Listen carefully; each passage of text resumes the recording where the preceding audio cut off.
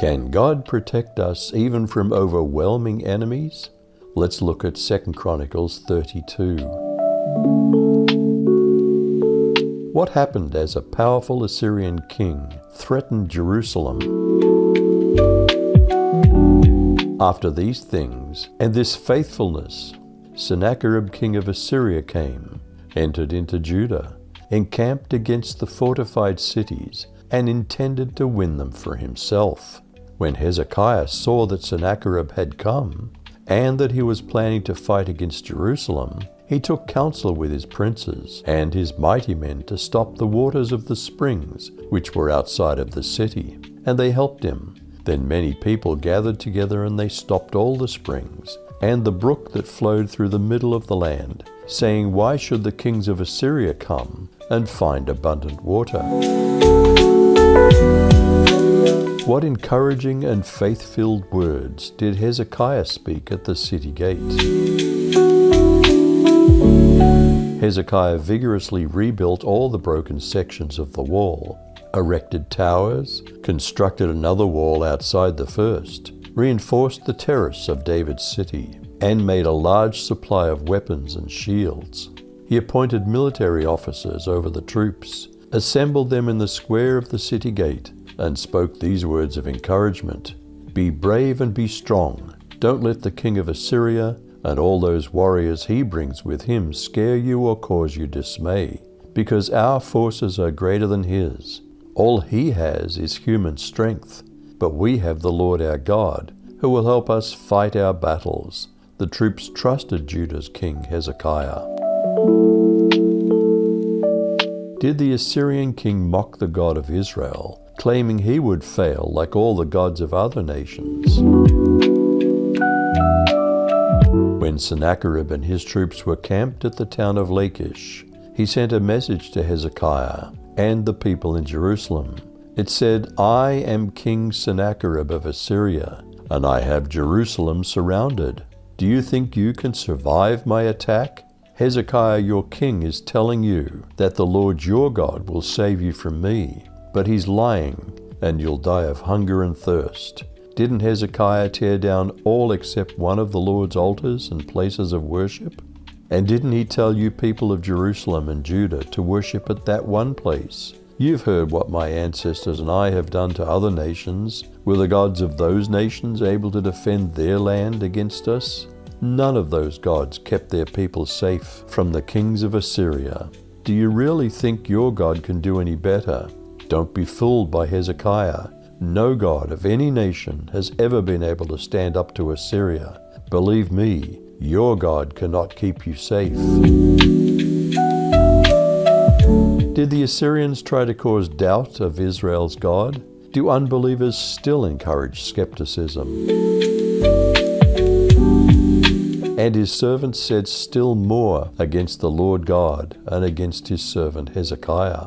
And he wrote letters to cast contempt on the Lord, the God of Israel, and to speak against him, saying, "Like the gods of the nations of the lands, who have not delivered their people from my hands, so the God of Hezekiah will not deliver his people from my hand." And they shouted it with a loud voice in the language of Judah to the people of Jerusalem, who were on the wall, to frighten and terrify them, in order that they might take the city. And they spoke of the God of Jerusalem as they spoke of the gods of the peoples of the earth, which are the work of men's hands. How did God answer the prayers of Hezekiah and Isaiah? King Hezekiah and the prophet Isaiah, son of Amos, prayed about this and cried out to heaven. And the Lord sent an angel who annihilated every brave warrior, leader, and commander in the camp of the king of Assyria. So the king of Assyria returned in disgrace to his land. He went to the temple of his God, and there some of his own children struck him down with the sword. So the Lord saved Hezekiah and the inhabitants of Jerusalem from the power of King Sennacherib of Assyria, and from the power of all others. He gave them rest on every side. Many were bringing an offering to the Lord to Jerusalem, and valuable gifts to King Hezekiah of Judah. And he was exalted in the eyes of all the nations after that. Did Hezekiah have an ego problem that God needed to deal with? Do we need to be constantly vigilant against arrogance?